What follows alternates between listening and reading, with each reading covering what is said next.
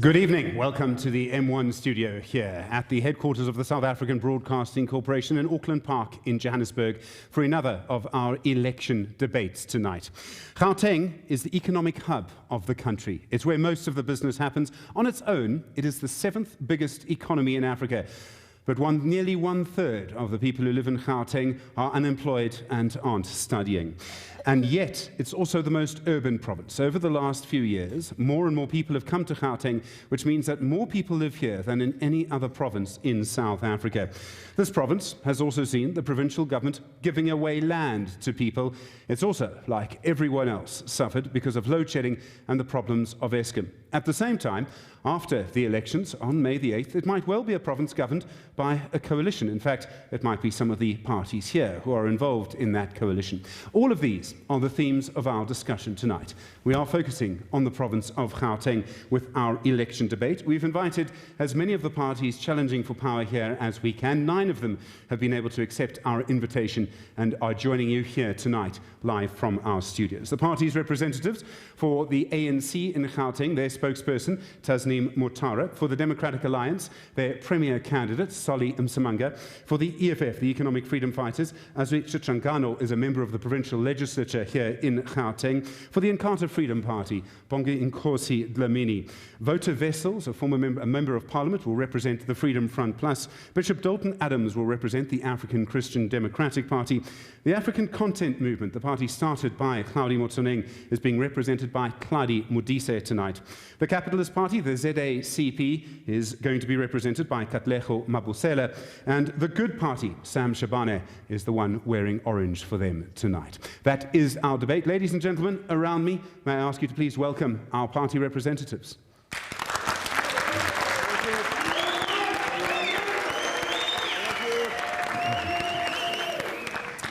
All right, we're going to start this evening. You know the drill, you know how this works. We are going to start by inviting each of the representatives.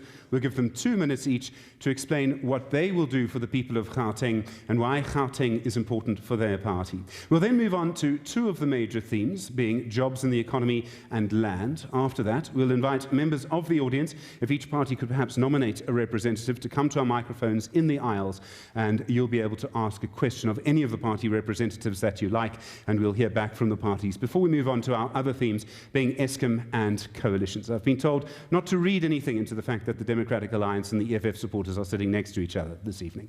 We'll start then with the representative of the African National Congress, the governing party in Gauteng. Their spokesperson is Tasneem Motara. Tasneem, your time starts now. You have 2 minutes to explain why Gauteng is important to the ANC and what you are for the people of Gauteng. Thanks, Stephen. Well, thanks for having us. I think Gauteng is as important as any area in South Africa, but most importantly for some of the reasons that you've outlined. It's the economic hub of the country. It's the most populated, and one of the biggest economies in the continent. With it being the most populated, it means that services have to be rendered quite efficiently, quite effectively here, more than in any other province in the country. Because if you get it wrong in Gauteng, in essence, you get it wrong in the country, because the majority of people are here. Why it's important for us is because it attracts the most investment, it attracts the most jobs, it attracts the most knowledge generation. And for us, we have started over the past 25 years, and more specifically the past 5 years, in stabilizing government, in stabilizing services, in fast-tracking service delivery in the province across all the municipalities and in the province as well. And we'd like to maintain that. We'd like to fast-track it even further, and like to accelerate services and development for our people, majority of them being in this space, but also for the rest of South Africa. So yes, it remains the most important and highly contested for the African National Congress. Tasneem, as your time is up, you've just ended. Thank you very much indeed. Solly Msimanga, I don't know if you have a microphone, or if I can ask the ANC to lend one too. You won't read too much into that. All right, Solly, your time starts now. 2 minutes. Why is Gauteng important for the Democratic Alliance? What do you offer the people in this province? Thank you very much, Stevens. I think the Democratic Alliance understand that Gauteng is actually the economic hub of South Africa, and it's the gateway into Africa. If you look at the biggest square mile, the richest square mile in Africa is actually here in Gauteng, which tells you that there is a lot that Gauteng has to offer. But it doesn't bode well that 1 in 4 young people actually don't work here in South Africa, and in Gauteng more specifically. It doesn't bode well that our people have to wake up at 4 o'clock to go and stand in queues in clinics, in hospitals, only to be assisted at about 2 o'clock in the afternoon. It doesn't bode well that the cops are feared in Gauteng by residents instead of being respected, instead of feeling cooperation that is coming from, from the police. It doesn't bode well that we're not growing the economy of this beautiful province of ours. So it is the hub that Gauteng sneezes, the whole of South Africa catches a cold. So we need to make sure that we get honest and professional service here in Gauteng. We need to get a health, a quality health a service that is here in Gauteng. We need to make sure that we strive for a job in every home. We need to make sure that service delivery with all the municipalities is coordinated from a provincial perspective, that we are able to then give quality services to our people. But lastly, we need to make sure that we are the drivers of the change that we want to then see in terms of ensuring that our borders are actually being protected, because that is one of the things that we have to now be talking about, as well as we will be talking about other things as well. Thank you. Solium Samanga from the Democratic Alliance, thank you. From the Economic Freedom Fighters, your chance now. As we Chichangano, 2 minutes, please, sir, on what you offer the people of Gauteng, why Gauteng is important to the Economic Freedom Fighters. Thank you, Stephen. Every square meter of Azanian soil is important for us, not only Gauteng, but throughout this occupied soil. First and foremost, when we storm the corridors of power come the 8th of this next month, what the EFF is going to do, first and foremost, we are going to put a moratorium on all departments here in Gauteng in terms of outsourcing. We are saying we are going to insource all the securities, we are going to insource all the general workers who are paid meager salaries. Most of general workers are earning 2,500. We are saying, as economic freedom fighters, that is an abnormal situation.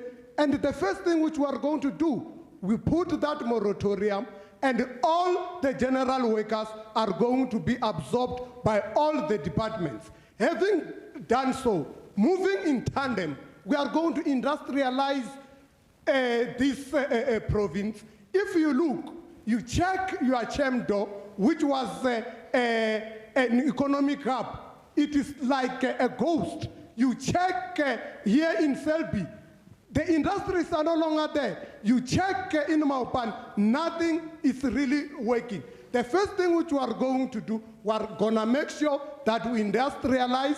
We are going to make sure that those workers, like the nurses, which are working under the labor brokerage of Madundu Nursing Services. Thank you very much indeed. Your time is up. I do appreciate it. Can I ask the microphone to go, please, to the member for the Inkatha Freedom Party, Bongi Nkosi Dlamini. Mr. Dlamini, so you've got 2 minutes. The people of Gauteng, what do you offer them, and why is Gauteng important to the IFP? Thank you, Stephen. Gauteng is important to us because of the reason we've just said. One is that it is the economic hub of the country. Secondly, it is the hope of Southern Africa, if not all of Africa. Therefore, what is it that we need to do to fulfill the dream that everybody that comes to Gauteng wants to get? Because people are coming to Gauteng not to get jobs from government only, but to also get jobs from private sector, because private sector has been striving in Gauteng. Therefore, the IFP1 has identified 8 areas that needs to save Gauteng so that we are able to save the entire country. One is economic growth that creates sustainable jobs. The role of the government, as far as the IFP is concerned, is not to create jobs, but to make sure that you create an environment conducive for the private sector to create jobs, and your role is to regulate between market and labor so that there's no exploitation. Secondly is the issue of safety and security. We are not safe in Gauteng. People are just not safe. That's why those who have money are able to build big walls. Therefore, the issues of safety and security and justice for the IFP is very important. The issue of access to land for the IFP is very important. Yes, there must be expropriation of land, but we must not devalue the value of land, because what makes your country sovereign, it's that you don't devalue your own country. Because if the issue of land only was the silver bullet, Zimbabweans will not be in South Africa to wait us. Secondly is the issue of education, so that we produce the kind of skilled people who are demanded by the kind of economic sectors that will identify in Gauteng, and also the other issue is the issue of the social package, because the fact of the matter is that there was apartheid in this country and exclusion of most especially black people. Therefore, there is a role for government to play in uplifting and making sure that those people are uplifted, and there are people who are hungry. And lastly, Mr. Dlamini, I do have to stop you there. Thank you. Your time Thank you. is up. Bongi Nkosi Dlamini, representing the Inkatha Freedom Party. We're going to go now to voter vessels from the Freedom Front Plus. 2 minutes, please, on why Gauteng is important for your party and what you are for the people of Gauteng. Thank you, Stephen. What is important is that Gauteng is important for the whole of South Africa. As my colleagues have said, it's the economic hub of South Africa. But the ruling party for 25 years have failed dismally to actually create opportunities, to create jobs. They have failed in terms of providing services in hospitals. Our hospitals in Gauteng have become mortuaries, not places that actually make people healthy or better, but actually kills people. They have failed schools, where school infrastructure are failing and where people and children are suffering. We need a responsible government in Gauteng. We say we need to stimulate the economy. We need to create equal opportunities for all South Africans, for all people in Gauteng. We need to create jobs, and to put a job in every house, as the DA have said.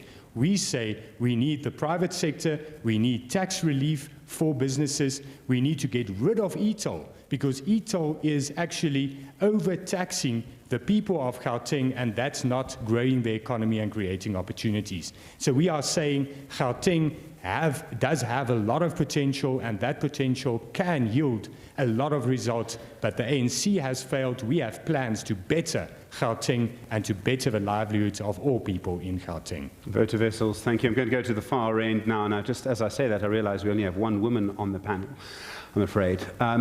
Bishop Dalton Adams, representing the African Christian Democratic Party. 2 minutes, sir. Your time starts now.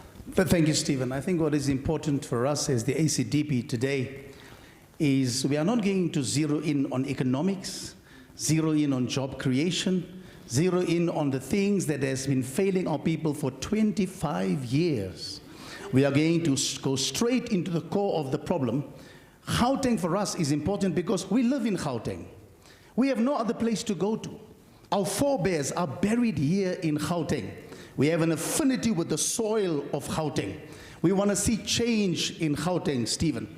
And what is important for us, it was our former president, Nelson Rolihlahla Mandela, that spoke these words that said, you can't only do reconstruction and development programs, but parallel to that, you must have what we call the reconstruction and development of the soul.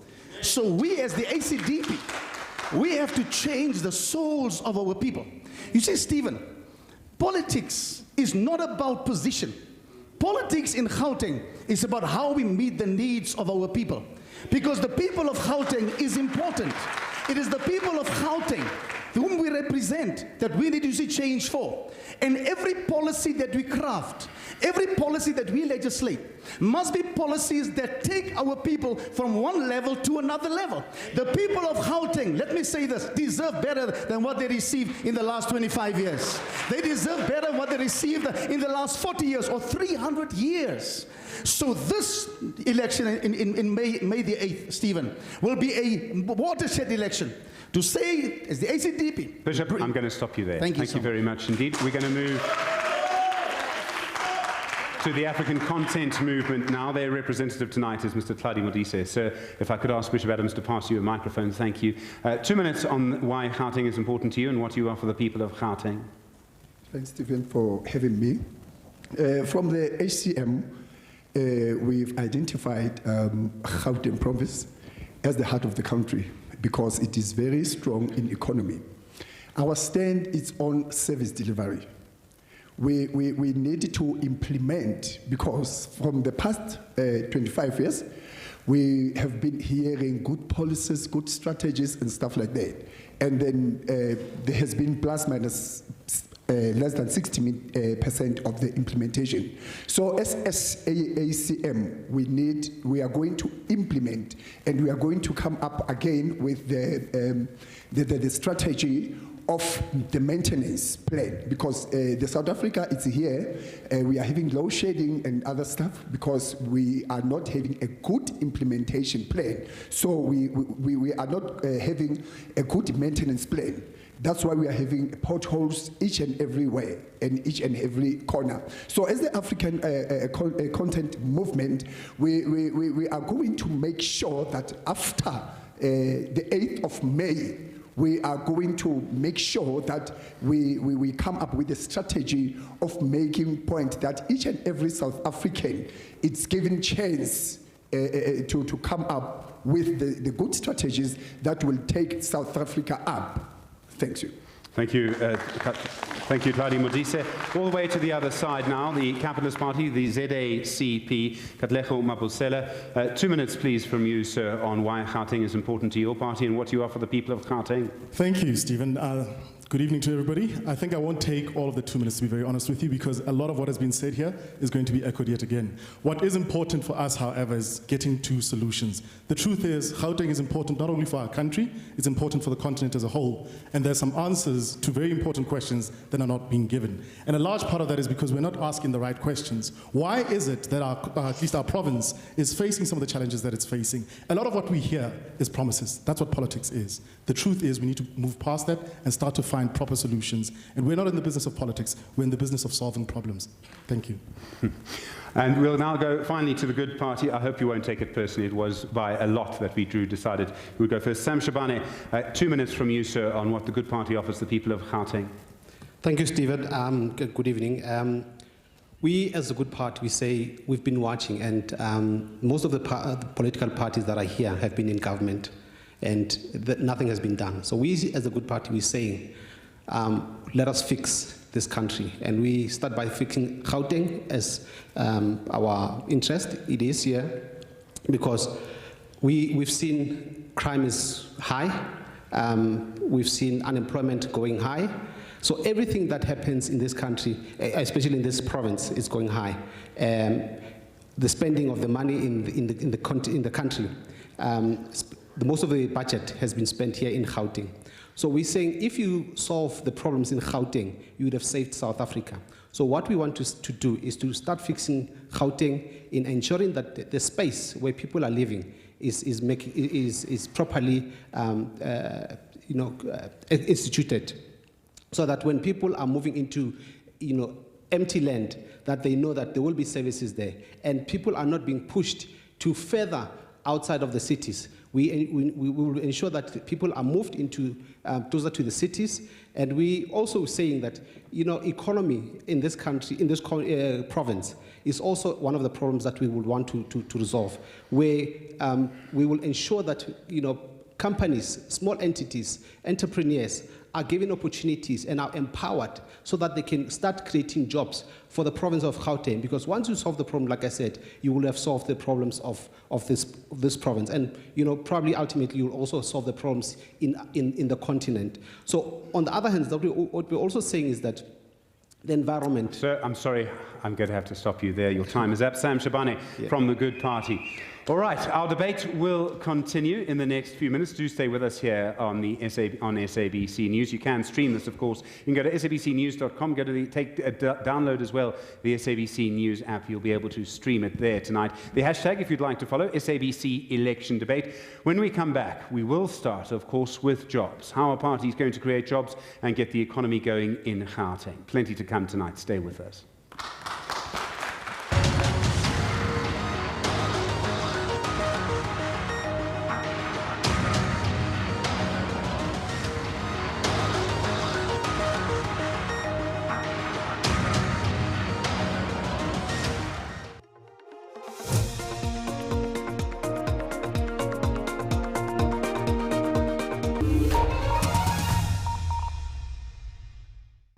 Reporter Sipho Stearman. Sipho, thank you very much indeed. What are they protesting about? Well, they're talking about their living conditions, that they don't have clean drinking water, they don't have proper toilets, they don't have proper housing. Lopang, tell us what's happening where you are. Early this morning, one classroom was set alight at the school. Reptiles are creeping into the classrooms like snakes. Residents are saying that they've been failed by the Mohaga municipality. This is what you see. People are angry. Let the municipal manager go.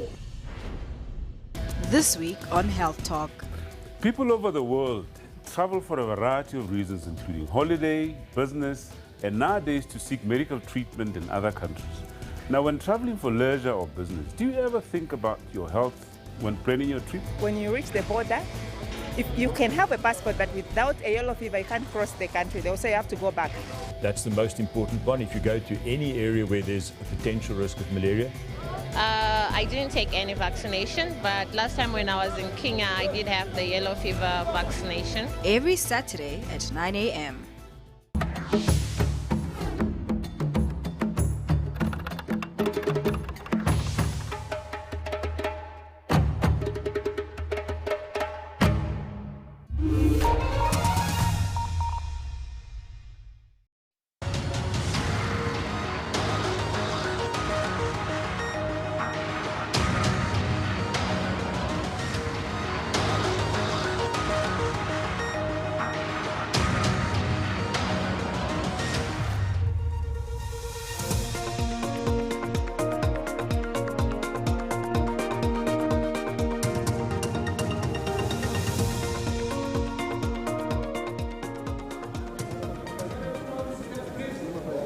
Good evening. Welcome back to our live debate here from the M1 studios in Johannesburg, the headquarters of the South African Broadcasting Corporation here in Auckland Park in Johannesburg. It's almost a full house tonight. We've got people in almost all the seats, and of course people also moving around as we start the debate. The youngest person here, by the way, is just 10 weeks old. Wow. We won't applaud to welcome her. She'll wake up, and it's the last thing we need. Okay, we're going to start with our debate. I'm going to ask people questions. I will do follow-ups as well, depending on what we think of your answer. And don't forget, a little later we'll have some audience participation as well. I am going to start now moving to our first theme, which of course is jobs and how we create jobs. And I am going to start with the ANC, Tasneem Motara representing them tonight. Tasneem, I'm a little surprised that you don't have as much support as the other parties. I don't know if there was a last-minute thing or if the polls are all completely wrong. Do you want me to respond to that? If you like. No, it was just that it was a last minute and we're busy with many, many things all over. Okay. Yes. All right. So my question to you then, you represent the ANC, you represent the governing party. You've been in power for 25 years, and yet over half of our young people are unemployed and not studying. Many of them, in fact, have given up hope of ever having a job. What are you going to do differently to change it after this election? Well, Stephen, I think what we want to do is to continue what we have been doing, which is a combination of government as well as private sector job creation. So what we have done since 2014 in the province is to focus on the township economy. So just over 7,000 small township businesses have been supported by government procurement spend, which has been able to boost those businesses, to be able to grow those businesses and to be able to make them sustainable. And for those businesses to be operating and doing well in the SMME sector, but specifically in the townships. So that's government support, and one example of government support. And then Gauteng, as I said earlier, has attracted a lot of investment. So just over 300 billion rand has been secured by the Premier of the province for future investments in particularly infrastructure spend, but also for businesses and private companies. So, just to be clear, there's nothing you're really going to change. I mean, if we keep doing what we're doing now, aren't we going to end up with the same situation? No, we're not going to change. Okay, let's let her respond if we can. Not change, but just going to upscale and accelerate it. So if for 5 years we've been able to focus on just over close to 8,000 township SMMEs, we'll upscale that and even double it so that we'll be able to accelerate township businesses. The infrastructure spend will increase. The investment opportunities has even begun increasing. Just last week, the Nissan plant was opened in the city of Tshwane. That will continue. Just over 300, like I said, 300 billion rand has been secured in investment from private sector to boost the economy. So we'll continue what we think is working. I'm going to ask you, please. We'll continue what we think is working, but accelerate it and expand it, of course. All right. Solium Samanga, I mean, I know you're going to say that you have a plan. You're probably about to point to Western Cape employment figures. But isn't a lot of your economic policy the same as the ANC's? Haven't you cut and pasted? I don't need to point at the Western Cape employment figures. I can point at the Gauteng employment figures. The premier at the State of this Province address said 174,000 jobs were created in Gauteng in the last quarter. But what he failed to mention is that 90% of those jobs are created in the 3 municipalities, in Johannesburg, in Tshwane, and in Midvaal. That tells you that there is a lot of work that has been happening there. There's a lot of work that has happened there where we have been able to then get rid of red tape, we've been able to stop corruption, we've been able to invest where we want investors to be able to come in. And that's where we now need to be starting, Stevens. No government, and I've said this before, that no government has been able to be an employer for the majority of the people. But the government can make sure that they invest where they are able to then attract investment in. That talks about fixing of infrastructure, which in its own create jobs. That talks about how do you then ensure that you incentivize those that are willing to invest in small businesses as well. That talks to how you're also able to then ensure that those that want to start businesses don't have to deal with a lot of red tape in terms of getting businesses going. That's how you're able to then get the jobs going, and that's what we intend on doing here in Gauteng. But also we want to make sure that those that are job seekers are able to then get into free transport system, so that a public transport system, so that they're able to then get to themselves to places of interviews and so on and so forth. But more importantly, we want to introduce a law. I'm going to give you 10 seconds more. Yes, we want to introduce a law that actually prohibits what has been the norm in South Africa, where people have, especially women, have to be exploited sexually for them to get into jobs, or moreover, where people have to now pay to get into jobs. Okay, that is something that we have to stop. Listen, Msimanga, I'm going to stop it there. I'm going to ask. Okay, thank you. I will, excuse me. Sir, I will give you a chance to speak a little later if we can continue. I'm going to go to your representative now, the economic freedom fighters. So, Mr. Sitshangano, you've proposed quite radical policies, right? I mean, if you look at your manifesto, you promised 10% economic growth like that. I mean, it sounds like magic, frankly. How are you going to go from under 1% to 10%? Okay. Let me start by saying, unlike DA and ANC, we believe that the government should be the driver of economic development. And we that's are not going, where? I'll come to you then. We are not going to relegate our responsibility to private sector, whose main purpose is profit. Yeah. What we are going to do, we are saying we are going to nationalize the commanding rights of economy, which is the banks. We are going to nationalize the mines. We are going to nationalize all those commanding rights of economy, so that the majority of our people can have adequate jobs. Okay. I'm sorry, but where in the world has that worked? We have China, for argument's sake. We have China. Can you give us a fair hearing? Okay, please, I'm sorry. Okay, I'm going to ask the supporters of the ANC and of the Democratic Alliance and the EF, please. I intervened when the EFF were interrupting Solly Msimanga. I'll intervene when the DA interrupts you. Please continue. What we are saying is that when we nationalize those sectors which I've indicated, it puts us in a better position to say that, one, we are going to beneficiate. No one is going to dictate terms. We are going to dictate terms because the driver of economic development will be vested in the state, not some quasi-private individuals. Okay. Again, some examples of where it's Can I ask you something? Do you judge Christianity by those who go to church, or you judge Christianity by its principle? We are saying as the EFF, if we nationalize, if we socialize the commanding rights of economy, the government will be at the driving seat. And hence, that which we want to do, we'll do for the benefit of this particular country. All right, thank you. I'm going to ask We're going to ask the South African Capitalist Party, the ZACP, to respond to that. Katlego Mabusela, you, I imagine, and don't let me put words in your mouth, but let me try. You, I'm sorry, please, can we continue, please? You, I imagine, want to let... Shh, you'll wake up the baby. You, I imagine, want to let capitalism do its thing, right? An almost unbridled capitalism. So that would mean the rich get richer and the poor stay poor. Is your policy to entrench inequality in our country? I think a good place for us to start, Stephen, is to sort of stop demonizing capitalism. I think for the longest time, it's been misunderstood. There are different types of capitalism, the same way that there's different qualities to socialism and communism as well. What is important for us to understand is that at its core, capitalism creates value. And through value, we're able to employ our people.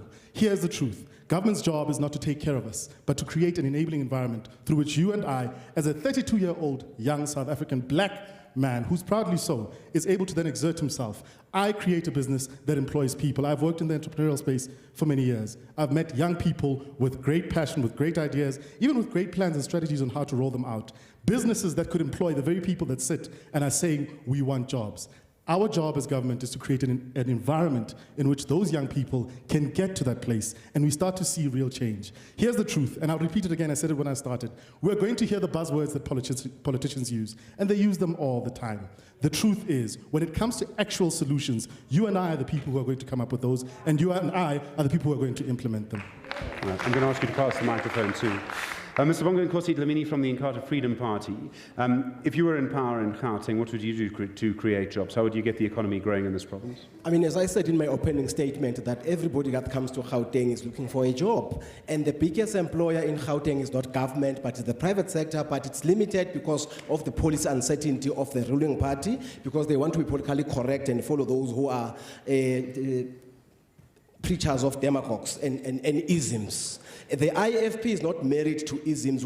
We are married to pragmatic politics. We take what works. We cannot afford as a country that comes from oppression to take absolute capitalism, and therefore we cannot also risk, and we will also never risk. We will never also risk be experimenting about our people with socialism. Socialism has failed South Africa, Africa, and the world. Show me one socialist country where it has a problem of immigration. Everybody from any socialist country in the world goes outside to look for greener pastures. Therefore, as the IFP, will make sure that, one, we regulate the relationship between the private sector and the labor so that there's no exploitation. Secondly, we will invest in infrastructure because we must have an infrastructure that works. One, we are going to break the monopoly of Eskom because the whole country cannot depend on one supply of electricity, because we have seen what has happened with past depending on one people. Therefore, we're going to break all the monopolies as IFP and make sure that there is competition. The one example, when you talk to the men on the street, when there was one cell phone supplier in this country. It was not everybody that had a cell phone. But when that monopoly was broken and the competition was introduced, companies are now fighting for our attention. Okay. Therefore, we are going to break monopolies. So you want to break up monopolies. You want to break up, I imagine, some of the state-owned entity monopolies, Eskom and things like that. Yes. You're expecting a lot of union members to vote for you? Not? When we are government, we're not government of workers only. You're government of also of unemployed and those who are looking for jobs. Your duty as government is to make sure that you grow the economy that creates sustainable jobs. Okay.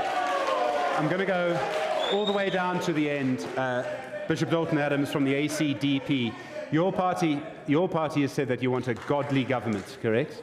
How does a godly government create jobs? I think the misnomer, Stephen, that the ACDP only stands for Amen and Hallelujah is clearly not true. And we want to categorically state here today that the ACDP understands and we know the real life realities that our people face. The ACDP is not just about church, it's not just about integrity and justice. It's about also talking about the issues of jobs that we are dealing with today. You see, the DA says that they'll give one job in every house. Yesterday, as early as yesterday, former leader Tony Leon said it's impossible for the DA to do that. The ANC says that they will do the same thing and give people jobs. You can't do the same thing over and over again and then expect different results. So are you expecting, what is it? Are you expecting divine intervention then? What are you expecting? So what the ACDP, we want to zero in on something that we call a national entrepreneurship strategy. A national entrepreneurship strategy is fresh, it is new. It must be in every province. It must be able to give startups, not only for certain people, not only for cronies and for families. It must go across the divide of races. Because I come from communities, Stephen, where the unemployment rate is at its highest. Young people stand on the corners every single day. There's no hope for them. So we need to funnel them. We need to channel them into these entrepreneurship strategies. Okay. All right. Bishop Adams, thank you. I want to go to the good party now. Sam Shabane. You've been in existence, I think, for what, 3 months? Yes. Probably...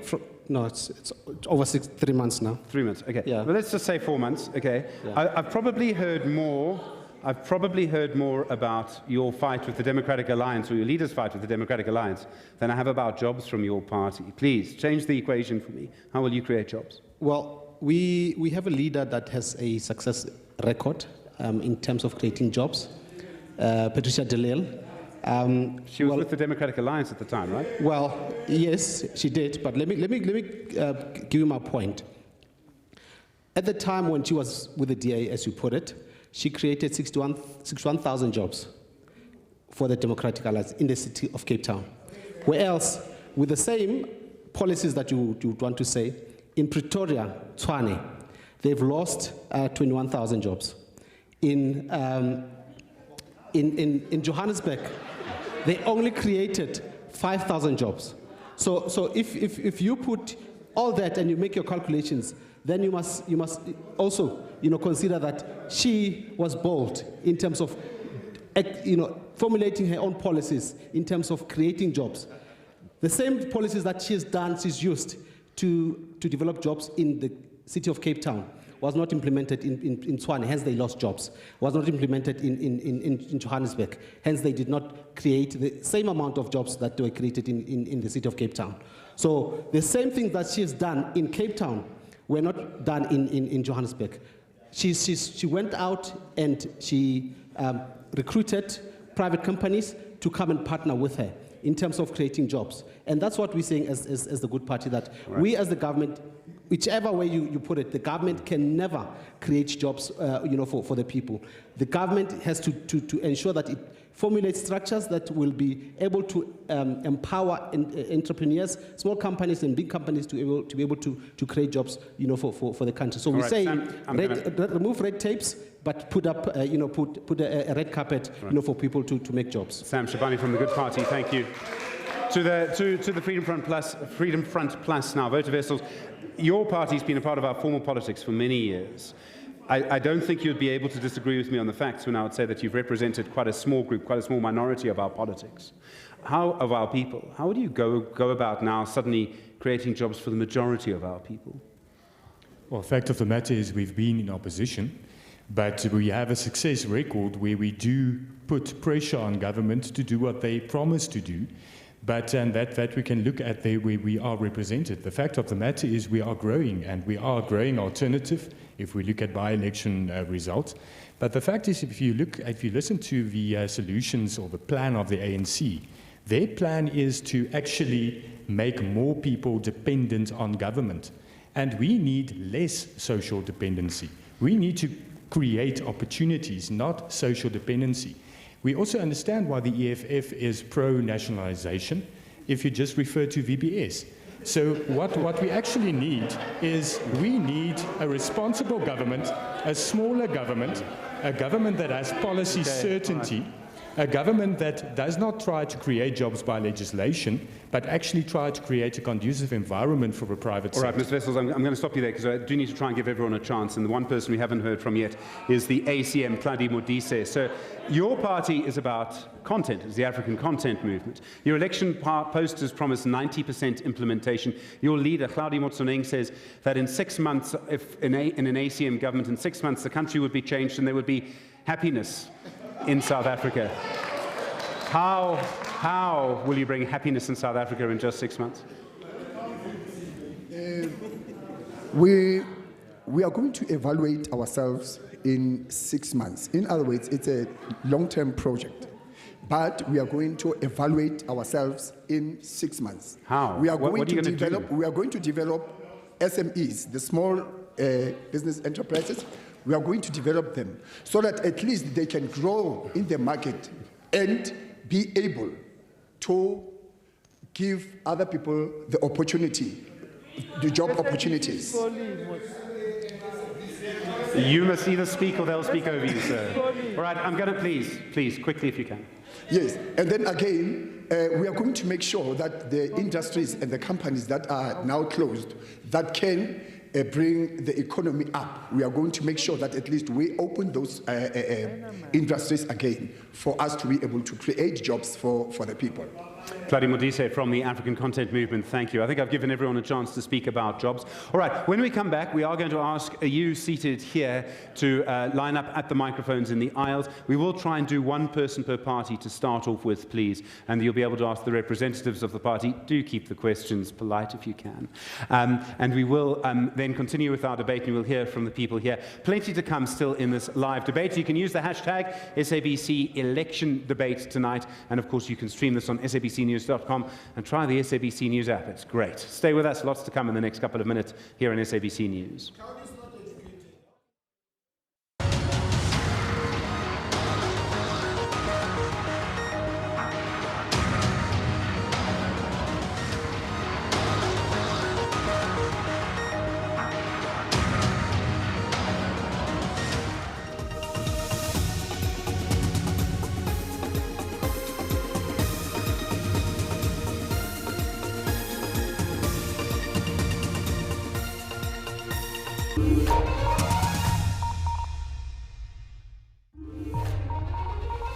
SABC News is producing more than 150 election-related programs ahead of the May 8th election. If you think our content is not in line with our editorial policy, direct your complaints in writing to complaints@sabc.co.za. Complaints on election-related broadcast content should also be lodged with ICASA's Complaints and Compliance Committee by sending an email to bmashiku@icasa.org.za or call 012-568-3233.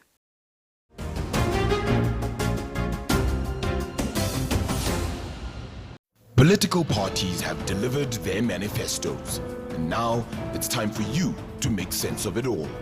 From campaigning to declarations. Let's speak to the people on the ground. We are sick of crime. Interesting comments coming from the ground there. SABC News delivers unrivaled, unrestrained coverage,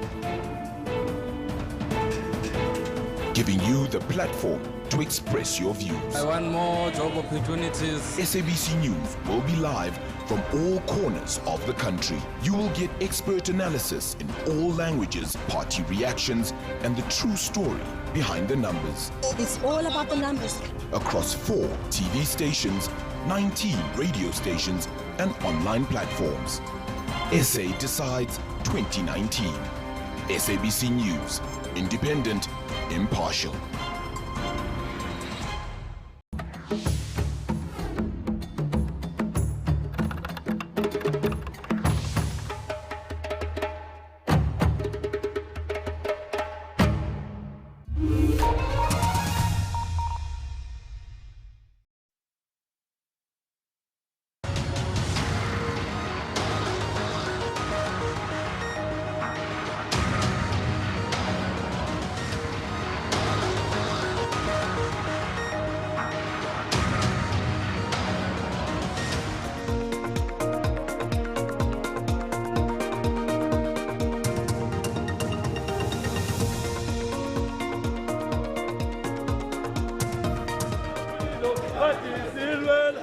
welcome back to our live debate here. I'm going to ask people to please get out of the way of the camera so that our viewers are able to see us. We're live from M1 today.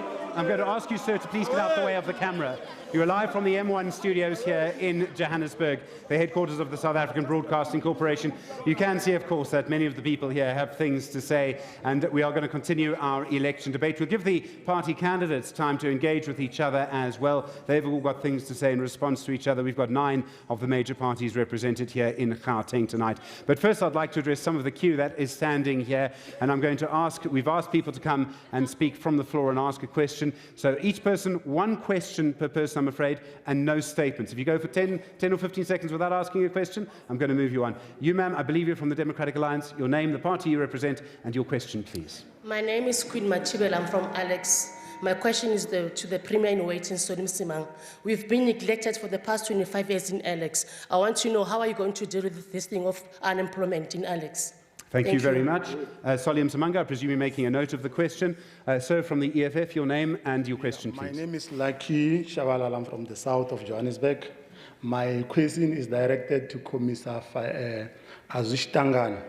The question is, as the EFF, economical freedom fighters, where we come from and what have we achieved from where we come from up to so far. We wanted him to articulate more that where we come from so far in these 5 years, the history that we have achieved. Thank you very much. Thank you. You are allowed to ask people from other parties questions as well. From the ACDP, sir, your name. Yes, thank you. My name is Dingansi Tole. I'm here to speak to my Premier in waiting, Bishop Adams. We know that we are going to take government in Gauteng after the elections, 8th of May. Assist our people because they are lost. Some of them, they've been listening to the lies from the ANC and others, in which I can't mention them. Tell us, Bishop, as you are going to be our next Premier, what will you do to our young people, as you have started to say, but I couldn't hear you, your statement as you are saying there. Thank you. Thank you very much indeed. Sir, from the ACM. Yeah, my question is going to... Your name, please. My name is Romeo Ramoada. My question is going to Baba Tladi from the ACM. As the African content movement, now, as you know that Solim Simang, when he left Tshwane, he left in a cloud of corruption through the tender with Glad Africa, and the ANC government has failed the people of Tshwane. People are landless in the country, including the EFF, while they've been in power for so many years. And also the fact that in Tshwane, also the fact that here in Gauteng... Question, please. Yeah, I'm going to the question. Also the fact that here in Gauteng, our buildings are actually taken by the foreigners, and South Africans are not owners. As ACM, we know that we are promoting 90%... Question, please. I'm giving you 10 seconds before the question. ACM is promoting 90% ownership by South Africans. What are you going to do to make sure that foreigners do not take properties that are supposed to be owned by South Africans? What are you going to do to make sure that the economy is back in the hands of Africans? Thank you. Thank you very much indeed. I'm going to go to the other side. We will come to you, sir, in a moment. It's the I believe a question for the IFP on the other side over there. You have a question, sir. Your name first, please. Thank you, Steve. I would like to phrase a question to the IFP. Your name, please. Tepo Mutaung from City of Johannesburg. My question will be based on the IFP. What is the IFP ideological trust as far as the economical structure of the country? Thank you. Thank you. We'll go to the Freedom Front Plus, ma'am.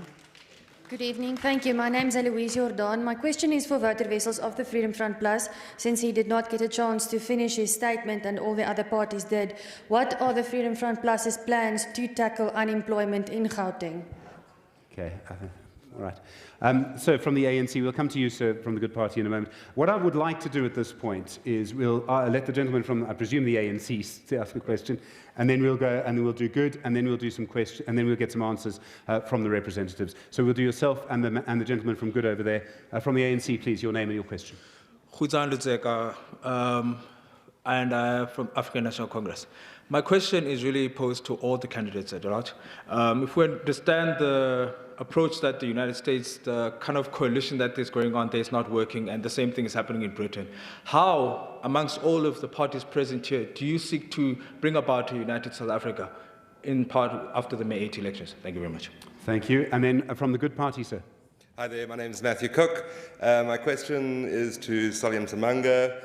And the question is pretty simple. While you sat there laughing at the ANC over the last couple of elections, promising 6 million jobs, how on earth do you promise one job in the 14.5 million households across South Africa? Let's get real and stop your blue lies. Right, those are the questions we've had from the floor. I'm a little surprised. Tasneem, did I miss anything? There were no questions for the ANC, the governing party. Salim Zamanga, plenty of questions for you. There's certainly questions about Alexandra, about the economy as well, and about the foreign ownership of buildings in Johannesburg. Your answers, please. Well, thank you very much, Stephen. I think the issue of Alexander, one is that when you start infrastructure investment, that's where you begin to create jobs. Because once you start decluttering Alexander, and by the way, we still need to get to the bottom of what happened to the Alexander Renewal Project and the money that was supposed to be spent there. But that is something that we will do when we take over government and we do a state capture inquiry into Gauteng. We'll get to that. But here's the thing. One is that we now need to then say, once we then start investing in infrastructure upgrading, there's jobs that are being created. And those jobs will also mean that there's more skills that are going to be leveraged by the people that are living already in Alexandra. The second thing is that we've always spoke about empowering our youth. And this is why when we speak about the Tutusani centers, where we are saying young people should be able to access information, should be able to access job opportunities, should be able to access contracts of government, whether it be at the provincial, local, or even at a national level. That can only be done when you are able to then have centers where people are able to then access information. We're not just saying it, we are already putting those centers up. The last thing that I want to answer in terms of what we will do for the people of Alexander, we are also saying that there is a big opportunity between what is happening in Sandton and what is happening in Alexander, where you are able to then merge big businesses that is across in Alexander with businesses that is also in Sandton. If you are able to do that, you are able to then bring those skills into the informal economy that is in Alexander, and also be able to then tap into the financial muscle that is existing in Sandton. So that is part of what we're going to do, amongst other things. Let me answer the gentleman from Datetlaud. We're sitting in a building here that is falling apart. This is somebody that couldn't even talk about how to put together a proper maintenance plan, and they want to come and run a country. So I'm not going to answer that any further. But let me come and answer something that is coming from Good. You see, he comes and lies here on stage, talks about how Patricia has been able to implement Patricia's policies. The orange lies, let me call them that. The orange lies is that Patricia inherited what we call Westgrow. Westgrow is an entity that has been set up in the Western Cape that is attracting that investment that he's talking about. He didn't even know that there is such a thing called Westgrow. Now let's go to the jobs. Let's talk about the jobs that they're saying that we're going to be in. That we're going to give you another 20 seconds. The jobs that we'll be creating is this way. When you talk about what you're aspiring to do, it means that you are setting yourself a goal that you are going to then ensure that you do everything that you can to make sure that you reach that. What we are saying is that we'll be able to then create as many jobs as we possibly can by cutting corruption, by making sure that we are able to then attract investment instead of asking for brown envelopes. My partner here will know what is all about brown envelope. But lastly, there was a question from the ANC. The question from the ANC, let me tell you something, sir. You don't bring unity. You don't bring unity by reminding people of where they're coming from. You bring unity by ensuring that you address the legacy of apartheid, by closing the apartheid special planning, by making sure that people don't have to be reminded of the unequal opportunity that they find themselves living in. That's how you begin to bring equality. Salim Zamanga, thank you. I am going to... Okay. Order, honourable members, please. Okay. So from the EFF, I will give you a chance to respond to the question that you received. But Salim Zamanga made two comments, one to the ANC and one to the ACM. Tasneem Mutara, do you have a response to what he said about the ANC? Yes, definitely. I think the question was, can you create one in 14 million households, jobs in every, if the ANC could not create 6 million? And it's not possible. And he's now saying that, yes, we will create as many as we possibly can. So is it one in every 4, or is it as many as possible? You must decide. And I think, no, and I think the reality with the DA, the reality with the DA is that they are not coherent and they're not simple and they're not clear to understand. All right. So that's the problem that we have. And what we've said is that we will increase investment, we will increase government spend on business, we will increase attracting government. That's the one. Please. The second is that Solly must tell South Africans and even answer to the city of Tshwane residents why he left the mess that he has. Instead of fixing it, he couldn't stand the heat, he left after less than 2 years. And Tasneem, the comment he made about brown envelopes. I've never seen a brown envelope, so I don't know what he's talking about. Okay, so from the ACM, and I know from the EFF you are waiting, but the ACM, there was a direct comment from Solly Msimanga about the way that your leader, Hlaudi Motsoeneng, you said, I don't see M1 falling apart, but your response to that, to the behavior of Hlaudi Motsoeneng? No, I can't respond for the behavior. The question that I'm sorry, I don't want to misquote you. You can't respond to the claim about Hlaudi Motsoeneng. You can't comment on Hlaudi Motsoeneng's behavior. Is that what you're saying? Yes. You acknowledge that? No, I'm not acknowledging. I'm saying I can't comment on behalf of Mr. Hlaudi Motsoeneng. Okay. I'm just going to answer the question that was asked by our member here. Yes. About the question that was asked by our member here, he said, what am I going to do with the foreigners that are inheriting our properties here in South Africa? So we as ACM, we are believing in 90% for us here in South Africa in everything. We believe that we need to own 90% of the properties, 90% of the companies here in South Africa. So that at least no. It is part of development and part of job creation and part. All right. I'm going to give you. I'm sorry. One conversation at a time. I'm going to give you another 20 seconds. Yes, I'm saying we are going to make sure that each and every person receives the 90%, so that he can be able to create job opportunities for others. Thank you very much indeed. Sir, from the EFF, you've been incredibly patient, Mr. Chichangano. Your response to the questions that you received? Yes, before I could respond, let me deal with this gibberish nonsense which emanated from the Freedom Front this side. The EFF has never been mentioned in any way nearer to the VBS scandal. And they ought to be related. That is the first thing. Secondly, to the ACM gentleman there, EFF is not part of government. Maybe it's because you and the school, you do not really like each other. That's why your president is not even having JC. Chief, you don't want to Please. I understand that emotions are running high, but let's also not sort of cross the line into insulting each other. Continue. Let me answer my fighter, Lucky Shabalala. EFF, when we went to Parliament, we said Zuma and his corrupt stooges must go. Zuma is gone now. We said Guptas must go. Guptas are gone now. We said to DA here in Johannesburg and in Tshwane that if we are going to vote with you so that you can form a government which we are not part of, you must insource 4,000 security guards. 4,000 security guards are insourced. We said to DA, if we are going to vote with you in Tshwane, 8,000 securities must be insourced. 4,000 securities are insourced. We are the ones who have brought the question of land to the center stage, which was forgotten.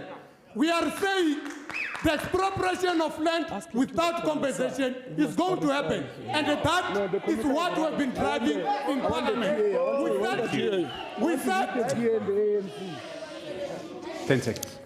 to DA, when we said we are voting with them to form, so that they can form a government, that we need 24-hour clinics to be open in our communities. Now we are in Johannesburg.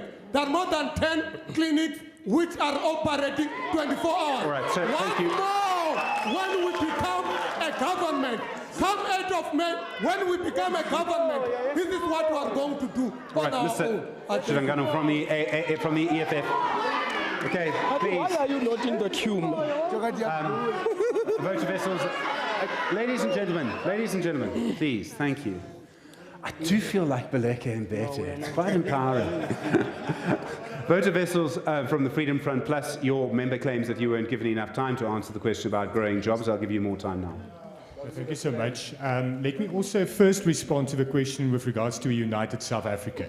I think the only way to create a united South Africa is by instilling equal rights and to return and instill values of integrity, of respect towards each other, and to give power to communities to make decisions. That will create a united South Africa. We can't have an enriched elite that's created by ANC policies and think we'll have a united South Africa. Let me go to the question about unemployment. The fact of the matter is we need to create a conducive environment for the private sector to create jobs. And to do that, we need to amend labor legislation. We say create a special economic zone and make the whole Gauteng a special economic zone. Because Gauteng does have the potential to create more jobs than any other province. And that can be done if we amend legislation to promote job creation whilst maintaining good labor practices. And then we need better education. And to do that, we need to return to mother tongue education. Our constitution provides to every South African the right to get education in their mother tongue. And currently that's not the case, especially in Gauteng and especially under MEC Lessufi. May I follow up on that? Yes, if you have mother tongue education, all the academics agree that mother tongue education in primary school is the best way to teach children, right? Won't that resegregate our schools immediately? No, it won't. It won't, because look at it's not every language should be promoted to have mother tongue education in it, and it's not about race. Race is used as an excuse to actually just go for English. And people are suffering. Children are falling out of schools. Go and look at the difference between our pass rate between grade 4 when there is mother tongue education and grade 5 when there's not. And our children are suffering out there because they aren't given their constitutional right to get education in the language of their choice. All right, thank you very much indeed. Bonga Nkosi Dlamini from the IFP. There was a question from your member. No, thank you, Stephen. Let me start with the unity question. One thing that we must realize in South Africa is that we're a diverse nation of different cultures. They are not barriers, but they are bridges to reach to each other. And we are staying in a very beautiful province, which is a melting pot of cultures, which is cosmopolitan. Therefore, we can stay and live by each other. The only problem is that the ANC failed in its mission of social cohesion by elevating the ANC membership above the ID.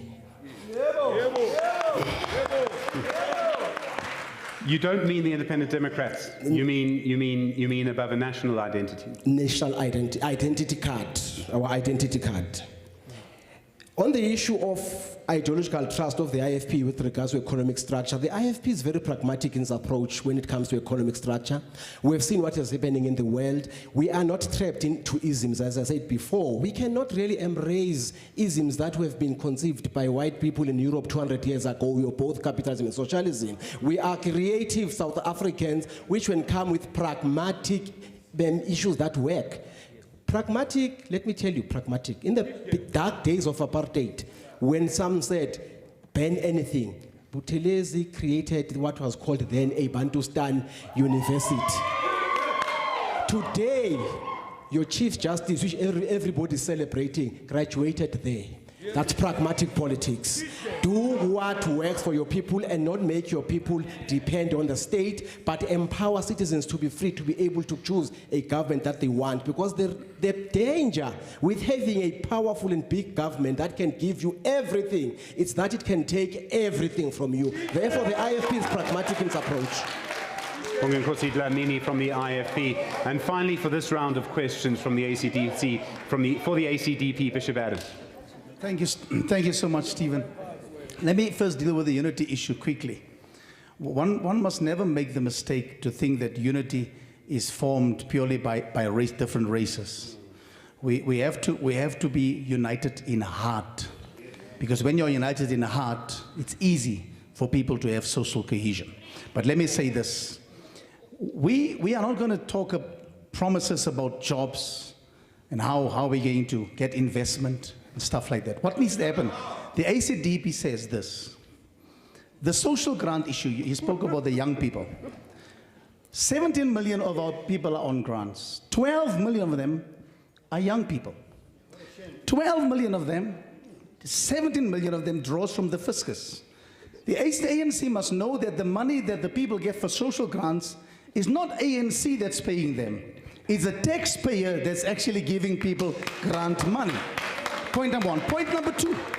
How do we change the lives of those 12 million young people and those children? We do this one. We put in place what we call social grant graduation schools.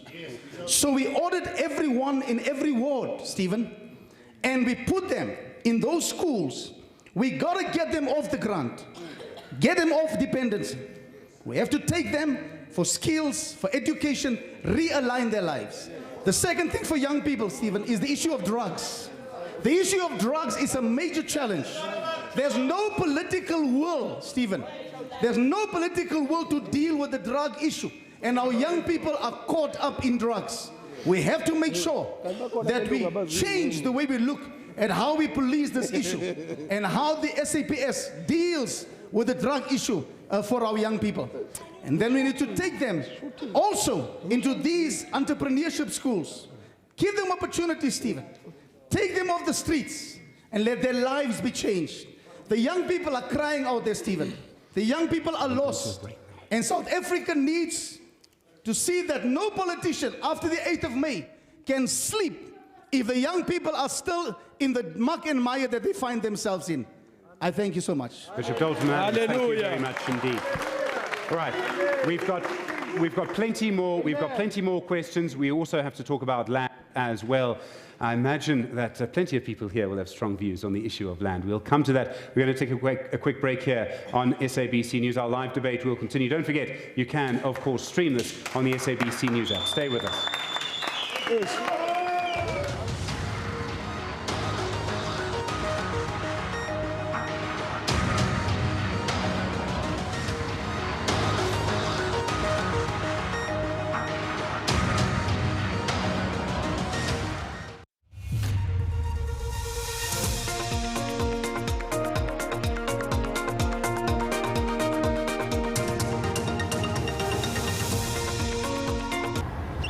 Thank you. I'm fine. Thank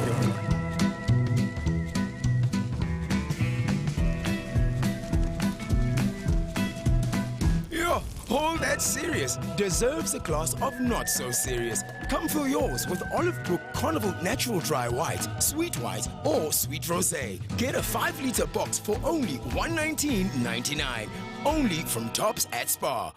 Not for persons under the age of 18. Legal hassles? Clientele legal. That's it. We lost. Problems with the neighbors?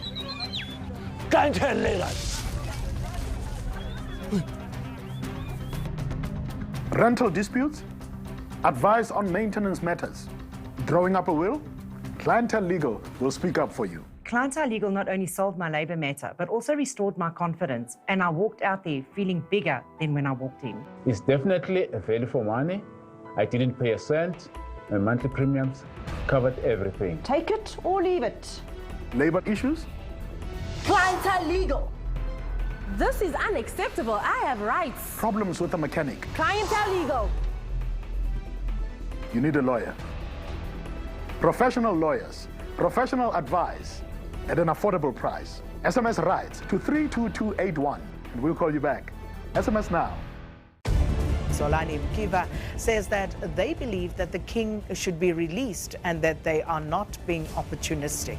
The last 4 years, we have been engaging with government. It cannot be a post-colonial government that begins to jail a king in a context of what actually happened. Bobby Solomons, he's the spokesperson of the Alex Shutdown Committee, the multi-billion rand Alexander Renewal Project. Nothing came of that. Community wants to know what really happened to the money. The creative director of the label, Mansu, that of course means black is beautiful in Sesotho. What has been your experience in that regard, given some of the more established labels that you have managed to work with? It is hard. 15 years is a long time. There's a lot of sacrifice for your family to make for you. This is the thing. This is it this morning. We've seen that Brent crude oil rise about 30% this year alone. Brent crude that's going steadily firmer speaks to a global economy that's in good shape. What we don't want to see are supply interruptions or sudden spikes. The Bank of Athens has become Growth Bank. It plans to be a bank using digital and personable relations with its customers in the agricultural and food value chain space. We're a lucky bank in that we are small. We're already working with artificial intelligence that allow us to manage our customer data. Agriculture is a business. If we're going to take people, millions of them out of poverty, we've got to turn agriculture into a mega sector that works for everybody.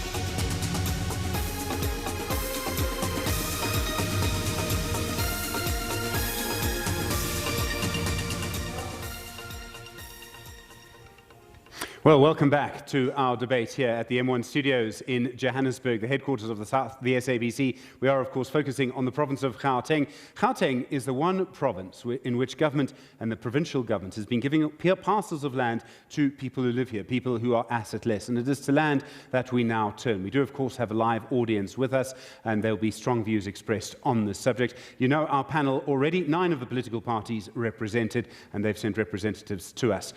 I'm going to start, when we come to land, with the economic freedom fighters, and I imagine you're not surprised that we do that. I do want to ask Mr. Chitangano, your party wants to basically expropriate without compensation. You want all land to be owned by the state. You say that that will make people richer. How will all land being owned by the state, land being taken from individuals, make South Africans richer? Thank you, Stephen. Indeed, we are saying the land must vest in the state. Because the land, when you talk about the land, you don't just talk about it in an abstract form. When you talk about the land, you talk about industries, you talk about housing, you talk about mining, you talk about every facet which governs the lives of the people. We are saying, historically, this land has been taken from a majority of black people in a very brutal manner. But we are not saying we are going to take the land from Stephen and give it to Chitangano. We are saying the land question must vest in the state, because the state is the people. The state is the people and is supposed to be the custodian of that particular land. Okay, I understand all of that, and I don't deny what you say historically at all, but my question is, how is that going to make people richer? Why would a farmer invest in land that he or she doesn't own? No, it's very simple, this thing. It is not a question of an individual ownership that makes people to be productive. I can give you an example. The whole of China, people were laughing. It's owned by the state. But America, which is the imperialist country, is still investing in China. But America's economy is still almost twice the size of China's, with half the number of people. Definitely, that is the essence, that the land must vest in the state, and the state must do what is called the central planning. If you come... Mr. Chitangano, thank you. Because he's shaking his head so strongly, I'm going to ask Wouter Wessels from the Freedom Front Plus. You would not want expropriation without compensation. So we keep things as they are? So the people who own the land keep the land? The fact of the matter is the reason why land reform has failed in South Africa is because of the state's involvement. So how will it be solved? By actually expropriation without compensation and by giving it to the state. Can we trust the state with anything? Can we trust the ANC government with anything? And it's not necessarily that the EFF is going to govern, and that might be worse. But the fact of the matter is, private property ownership is important. The state does have land. The state has a lot of land that they can give to people, but they don't. And then they fail because of mismanagement. They don't give title deeds of the land. They have land reform projects and agricultural projects like Vrede Dairy, which is a complete mess because of corruption. So that's the reason why land reform is failing, not compensation. And we shouldn't go and look at the Constitution. We should instill the Constitution, and we should protect private property rights, but we should replace a corrupt government with a more responsible government who's actually taking care of the people. Wouter Wessels, thank you. I would like to go to the ANC now. Tasneem Mutara, do you have a microphone, Tasneem? I'm not sometimes sure what the ANC's policy on land expropriation is. Should I look at Tito Mbowene's Twitter account or Tony Ngeni's?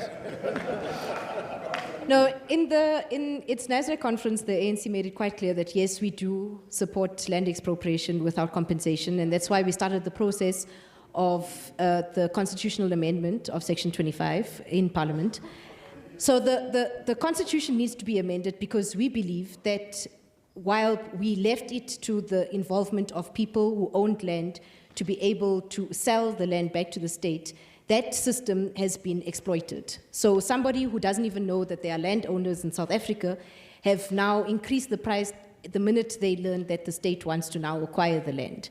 And that has been part of the reasons why the land restitution process in South Africa has been so far delayed. But it's not the only reason. There are thousands definitely. There are thousands of farmers who were allowed back on land that had been taken from them. But your government, you as the ANC, wouldn't give them title. I mean, one of them had to go to court, and all he's got is another 20 years' worth of use of the land. Shouldn't you be giving title? Okay, so the representative from the Freedom Front speaks about title deeds. For instance, here in Gauteng, we issue title deeds every single Friday as standard for the past weeks, for the past years. Title deeds to homeowners, and that process has been ongoing. We have expropriated land in Gauteng to the hands of the state. That has happened in the city of Ekurhuleni, which, by the way, was not supported by the Democratic Alliance in the city. And that is a fact. Prior to the Democratic Alliance EFF coalition in the city of Tshwane, the city of Tshwane was releasing land to state land to private ownership. That process was stopped by the DA-EFF coalition. Service stands were made available for people to be able to build. Right. So land ownership has always been a process of that the ANC supports. What we don't support as the ANC is lawlessness, land grabs. Right, land grabs and a state of lawlessness, which is what the EFF does do in practice, is what the ANC will never support. The coalition negotiations that are going on today are fascinating. Solium Zamanga, your response to that? You know, the records speak for themselves. Let me correct you. Now, when we started this issue with David Makhura, we proposed to him what needs to happen on the issue of making sure that you give service stands. We started that in Mamelodi. We started that in Atteridgeville Extension 19. Go and check it out. So don't come and lie. Don't come and lie on this particular issue. But let's take it a step further. When we started giving, I can tell you right now, in 1 year, we gave more title deeds than the ANC has done in 3 years. That's a fact. That's what we have done in the city of Tshwane. Because we have been saying... We have been saying this Solly, I'm asking you to hit the pause button, please. Bishop Adams, can you pass your microphone to Tasneem Mutara for a moment, please? Tasneem, I'm going to give you 10 seconds and then Solly Msimanga can The province issues title deeds in Gauteng. It's not the city of Tshwane that does. Well, hold on. That's also not entirely true, because it was your premier who said that he would move against any mayor who did not release unused land, and he was talking about Herman Mashaba at the time. Yes, that is municipal land, but title deeds are issued by the province, by the city, by the Department of COGTA, Corporate Governance and Traditional Affairs.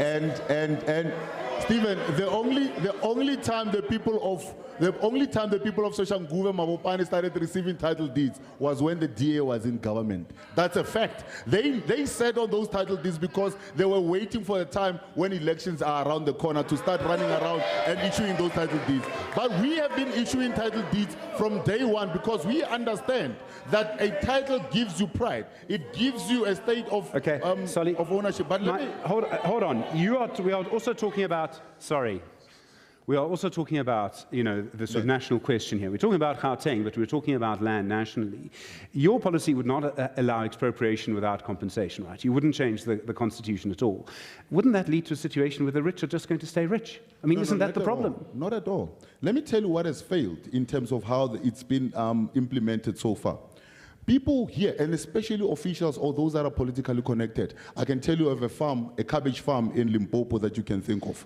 That cabbage farm was bought because they knew that that farm was going to form part of a land claim, which was going to then go through the process of compensation. What then happens is that the price of that farm then went 4 or 5 times high.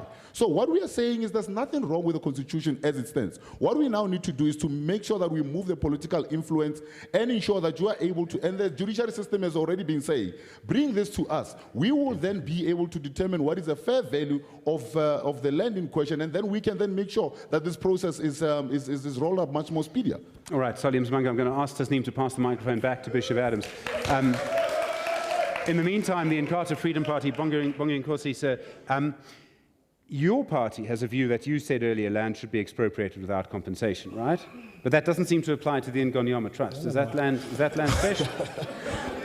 The Ingonyama Trust is the very revolutionary piece of legislation when it comes to land. It was passed by the apartheid government. No. Listen, Baba. There was life going on during that time. That is why Upteles, when not the apartheid government, it was there then was Zulu government on the eve of democracy, because we understood that if we don't do that, the whole land, the traditional land, was going to be under the hands of the state. Therefore, it was making sure that the land remains with the communities. The king holds the land in trust on behalf of other tribes. So it's not even administering it. So that is, it's making sure that the state does not own anything. It's people that owns land. I will never live under a state where everything is owned by the state, because I don't want to be a tenant in my country. I want to be a resident and own and have a title deed. You just used the word tenant. The IFP policy, IFP policy on land. I'm sorry, I want to pick up on this. Yes. You used the word tenant. The people who live in the Ingonyama Trust describe themselves as tenants in the high-level panel they are report. full residents. Remember that Ingonyama Trust was the first phase, and the second phase was to give. Remember, it was first given to the Ingonyama as a trustee, then it was divided into 366 amakhosis, then the third phase was going to then give to individual households, so that they are able to use it to get bonds. And has that happened? It's a process that was disrupted by the ANC when they tried to amend it in 1997. So that's why they support it. That's why they support it. The resolution of the land issue has a potential to heal the wounds of the past. That is why at Codesa we were seen as spoilers when we said you can't start in 1913. Because the National Party and the ANC were rushing for power, they said you can start in 1913. Dispossession did not take place in 1913. It took place in 16-something when that guy landed in Cape Town. So dispossession, 1652. Okay. Right. Dispossession took place in South Africa. Dispossession in South Africa took place. There was injustice. People were moved out of their own places, yes. And we need to repossess land, but we must do it in such a way that it does not. Yes, it does not. Let me tell you, Baba. You've got examples. I'm You've sorry. got examples. You I'm must gonna be very have to. truthful. I'm sorry. I'm sorry. I have to end you there. We've got examples in I this have- in Africa Dumini, sir. and in South Africa, in the world, that we must do it in such a way that it does not kill our own economy. Okay, thank you. I'm going to ask you to pass the microphone on to the Capitalist Party, the ZACP, Katlego Mabasela. I do want to ask you, I hope you can hear me over the noise. All right. Thank you, ladies and gentlemen. I know that we want to talk about land. We've literally got 3 minutes left to talk about land, and we do want to make sure that everyone is heard. You represent the capitalists, you say. I'm presuming you don't want land rights to be changed in any way. It seems to come back to this. Are you trying to entrench inequality? I mean, isn't the land question the actual basis of racialized inequality in South Africa? I think, Stephen, thank you again. We need to ask even more so intelligent questions. We're looking to the land when the rest of the world is looking to the cloud. Our land was given away a long time ago. 16 when? You know more about that than I would.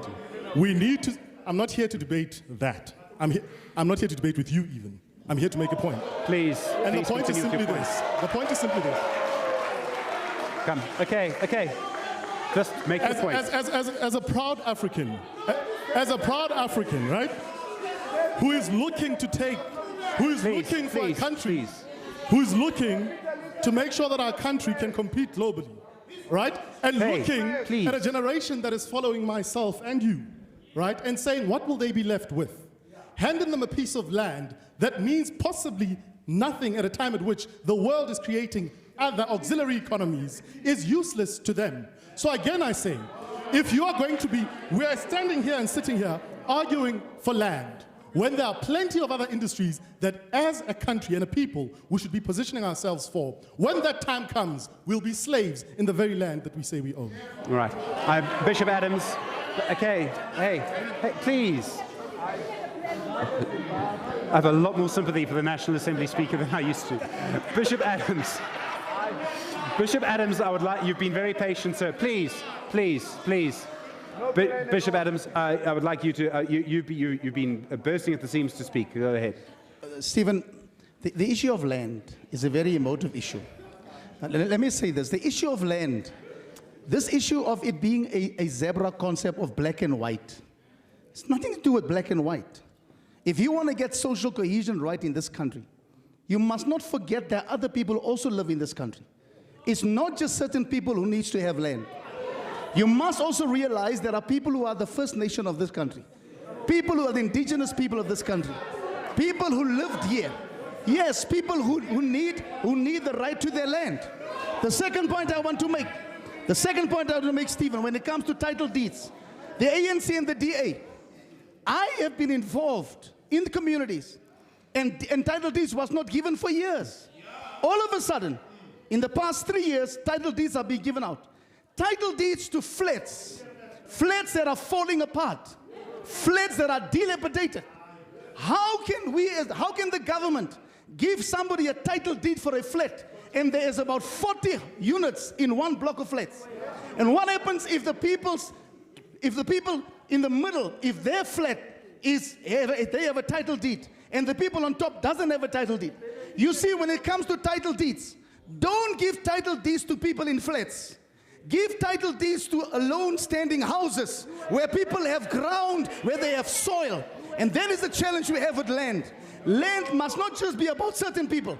It must be with the entire people of this country, Stephen. Right. And that is what we want. Bishop Adams, thank you.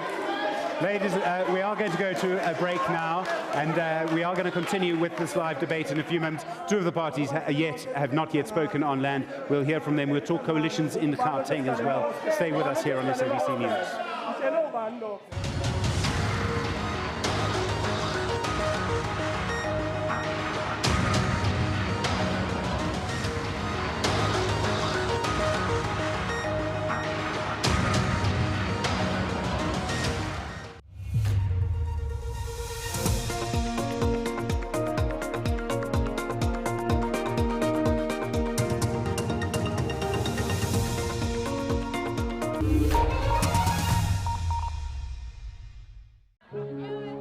We're explorers.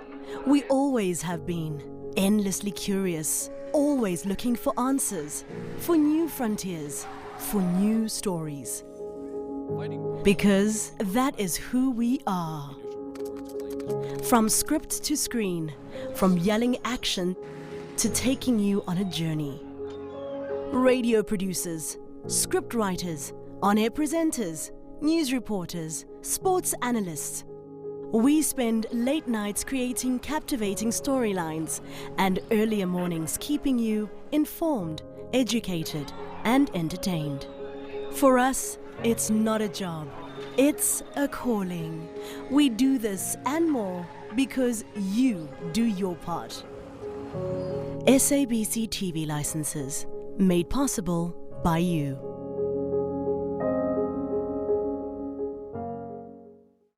Thank you, I'm fine. Thank you.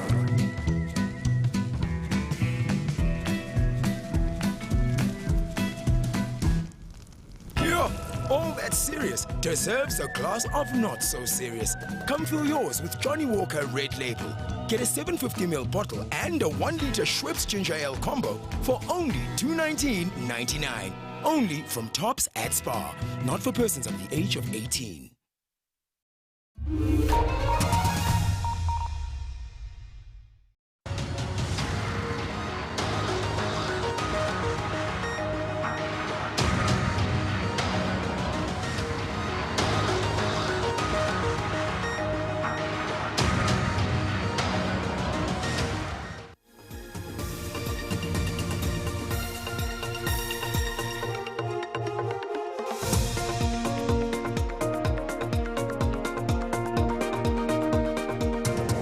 All right, welcome back to our live debate here at the M1 studio in Johannesburg.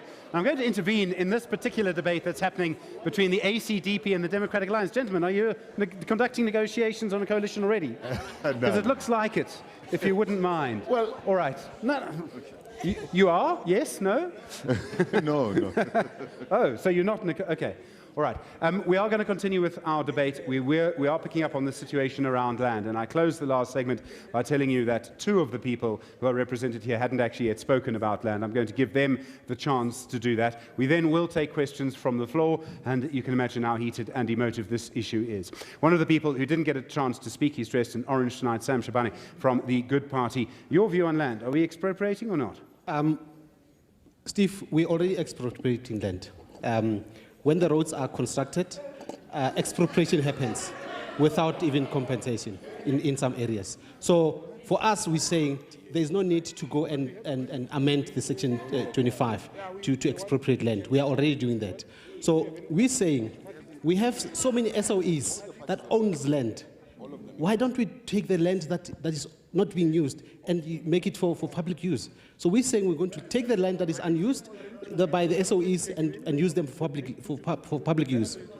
And we're also saying that there are also municipalities that are sitting with land that are not being used. So why don't you provide those lands to people for that to be used? So we're saying there is no need for us to expropriate land. There is no need to change the Section 25. We're saying it is already being done as it is now, in this country. So we're saying there is no need for the change in Section 25. All right, Sam Shabane, thank you very much indeed. The other person who hasn't spoken yet on this issue is from the African Content Movement, Claudia Modise. Do you believe land should be expropriated, or is it 90%, or is it implementation? 90% in everything. We believe that the land must be distributed in a manner that will benefit all the South Africans. The chiefs and the king must be given land, and the people who are going to make industrial areas must also be given land, and even the household members, they must also be given land. That's our belief. Okay, so you do believe in expropriation? Yes, it must be. And do you believe then that people would own the land, they would have tenure? Yes, the people must own the land. Okay. All right. Let's go to questions now from the floor. And I'm going to start on the side over there. The gentleman wearing the Democratic Alliance cap. Your name and your question, please. Lutando Kolwapi from the Democratic Alliance. My question goes out to the good liars over here. Firstly, what you must know is that before you come here, you need to check your facts straight, because your facts are completely misguided. Number one, I want to know is, what is the difference between the ID and the good party? Because to me, it seems like it's just the resurrection of a dead horse. And then my second question goes to Ingata. If you really do believe in that the land is owned by the people, then why not give the land to the people? Why is it still under the king's jurisdiction? Thank you. All right. Ma'am? We've had very few women speaking tonight. May I ask the lady to go first? Sorry, my questions go to EFF and the DA.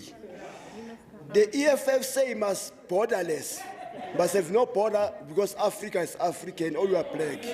Whereby the people from Africa, they're selling drugs, whatever they do, they like, whatever they do, they kill people. And then the DA say so, they are married together. I talk about the wife and marriage. They are married. And then the DA say that must be secure the border. But they got married together. And then we go to the ANC. I think ANC now is your time. I'm sorry, what is your question? I don't understand the question. My question is say that. My question say that. How can the EFF never create a job because they hate white people? What is your question, sir? I'm giving you 10 seconds to ask a question. My question, sir. Wait for me. All right, sir. If you can't ask a question, I'm going to ask you to sit down, please. We have a gentleman from the IFP sitting over here. The gentleman from the IFP is insisting that we trust him. Let's give him a chance to see if he can convince us to do that. Go for it. Okay. No, thank you, Program Director. I am Mr. Sbusiso Pagati. Mine is just a very serious concern that says we have seen in the city of Johannesburg that it is a DA-led municipality and an EFF-controlled municipality. Then in that regard, both of my partners have firstly become the ANC, our previous ANC that governed the city of Johannesburg, more especially on the level of corruption. But mainly to the IFP, my question says, what is the view of the IFP? Finish, sir, the IFP is a member of the coalition in Joburg, right? Yes. It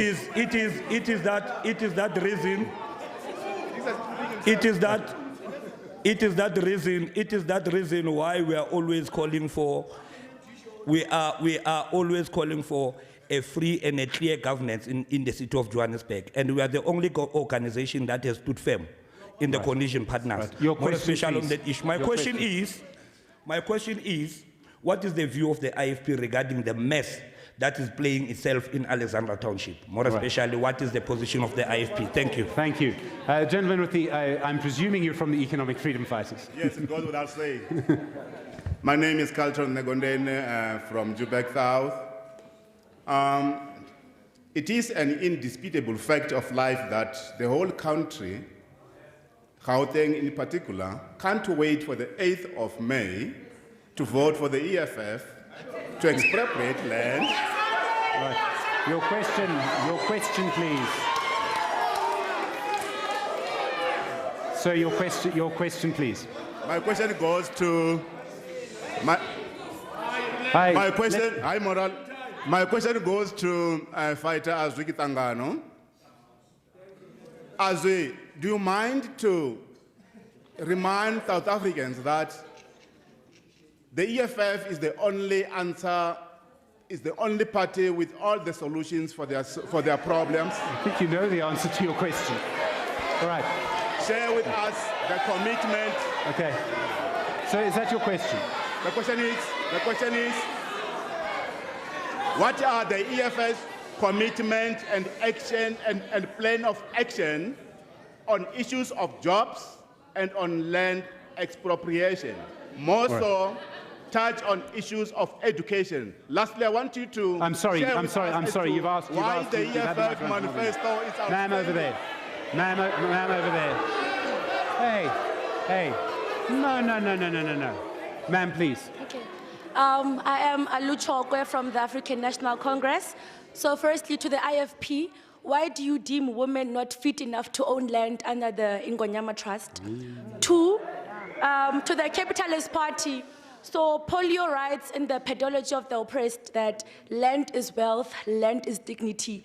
Unlike you, we are not as privileged and we're not born into privilege. So land is dignity. We refuse to look at the sky. We will work the land, whatever land that we're going to get that the ANC is going to give us. Thank you. Thank you very much. All right, we're going to go to some of the responses on that. I think we'll let, are we allowed to let capitalists go first? We'll let the capitalists go first. Sister, okay. Shem, let me clear something out very, very quickly. I was not born into privilege. I was born very much like you to a country that was in transition. I did not grow up with a silver spoon in my mouth. But I also understand that many years from now, when my children walk this land, I want them to be ready for what is happening then. So when I speak about land, I'm sure you can hear the emotion in my voice, because it is a sad thing that my family, my people, did not own the land upon which they lived. And I understand that. But because I'm positioning for tomorrow, I'm willing to say, I will let go of that battle to win the one for tomorrow. So when you speak about that and you speak about pride and wealth, I'm preparing for wealth in the future, not fighting for yesterday. All right, thank you very much indeed. A question to the IFP, why aren't women allowed to, please, you don't have the microphone at the moment, why aren't women allowed to own land under the Ngonyama Trust? The issue that women are not allowed to own land in Ngonyama Trust, it's a lie.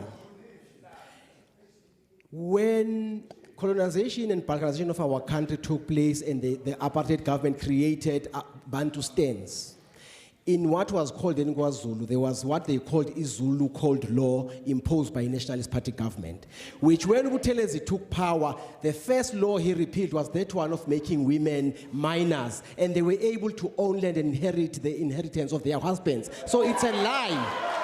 Women in the Ngonyama Trust are allowed to own land. Secondly, they are even now allowed to act. Those who are Abontlunkulu are allowed to act as Amakosi on behalf of their sons. So it's a lie and a very old lie that you are trying to recycle. On the issue of, you said land, what? The DA, you said why you don't allow people to own land. I mean, I told you that that was a third phase thing. Firstly, we had to secure the land, put it under the Ngonyama Trust in the king's name. Thirdly, it was divided into tribal authorities because there are 356 Amakhosis in KwaZulu-Natal. It was given to them, so each chief has entitled on behalf of his nation, and then the third phase was supposed to be each household being given a title deed, and it was disrupted by the ANC when they took over. So we are for ownership. All right, and then lastly, on the mess of Alexander, that is playing out itself. You know, history repeats itself, and don't think when you do something it has never happened before.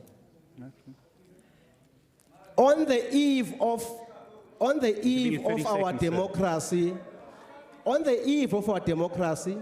the ANC came with a program of occupying every space of land, including Ijubet Park. Even in Alexander, they did the same thing, putting tenants versus the owners. The mess now, we are looking at the mess that was created by populist politics. The lesson we must learn is that we must not continue with that, because I can see the temptation even now, because we've got even squatter camps today who are told that this is DA squatter camp, this is ANC squatter camp. They are creating other Alexanders who are going to be a problem 25 years ago. Let's have an orderly development in Gauteng, because there is a shortage of space. Thank you. Solly Msamanga,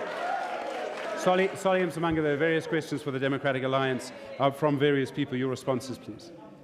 Well, there was never any specific question that was posed to us, but I have issue with something that the EFF was talking to in the first instance. One, you know, you watch computers. Please. Which computers? Please, you don't have, I'm sorry, but you don't have the microphone and he does. Go ahead. No, because they've got nothing else to offer. This is why they will continue to make the noise that they're making. But anyway, Stephen, here's the thing. You know, Margaret Thatcher put it very nicely, that socialism is okay until you eventually run out of somebody else's money. The examples that, you know, the EFF are putting forward. You're quoting Maggie Thatcher in a South African political debate. Sorry? It's Margaret Thatcher who said that. No. Yes, that was Margaret Thatcher. You're quoting Margaret Thatcher in a South African debate. Well, I am saying, when it's fine. It's fine. I can quote whoever, because you now need to look into what has been proposed. Greece went into some serious meltdown because of how you are able to then, source so many people into the government jobs. That's number one. Venezuela, Zimbabwe are now in serious problems because of what they want to promote here. But here's another contradiction here. They are saying they want to free an African child, but you go and look at the country that has the worst record when it comes to human rights and say that this is who we're looking up to. They need to make up their mind where they were following and where they want to take us. But here's the thing that I want to then put in terms of the issue of land. We are saying that people need to be owners of land in their own right. That's number one. Number two, we need to make sure that there is enough arable land that we are able to then also use for agricultural purposes. Also, over and above that, there is a serious need for us to then look into the issue of, as the bishop has been saying, ownership or ownership of flats and all of that. I think South Africans need to have a serious conversation.